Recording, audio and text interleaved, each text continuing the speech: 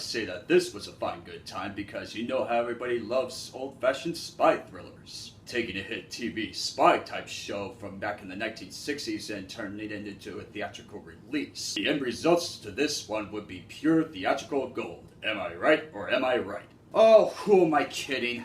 I had some high hopes for this film and I wanted it to be really good, but it was just so bland and boring.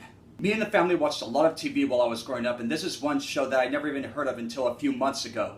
Unfortunately, after the viewing, I just had no interest in watching the television show, and I don't even imagine how it matches up to the original series. To start, Henry Cavill plays the main character Napoleon Solo, and he's a secret American agent, and him and this beautiful dame Victoria Vincent Guerra are trying to escape pursuit by this other guy. The man in pursuit turns out to be a Russian agent, Ilya Kuryakin, played by Armie Hammer. But later on, Napoleon teams up with Ilya to take down this villainess from starting World War III.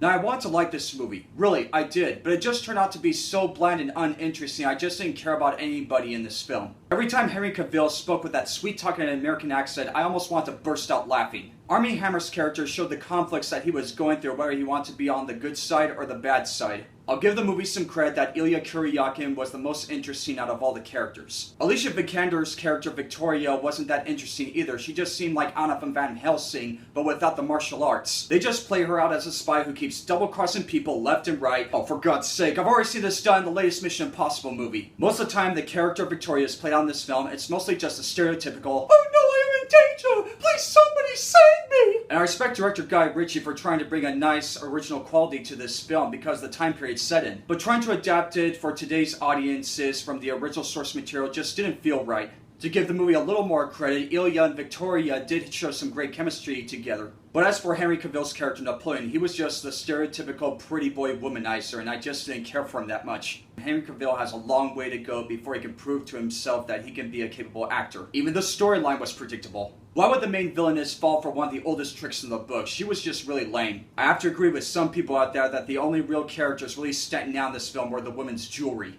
Well, that's usually not a good sign. The man from U.N.C.L.E. had a lot of potential, but it just left me really disappointed. At least I didn't fall asleep in the theater I was in, but I did almost space out a few times because I just wasn't interested that much what was happening on screen. I'll give this movie a 5 out of 10. For those of you who have seen the original series back in the 1960s, how does it compare to this? Let me know in the comments section below. And as always, thank you all so very much for watching. I'll catch you all on the flip side.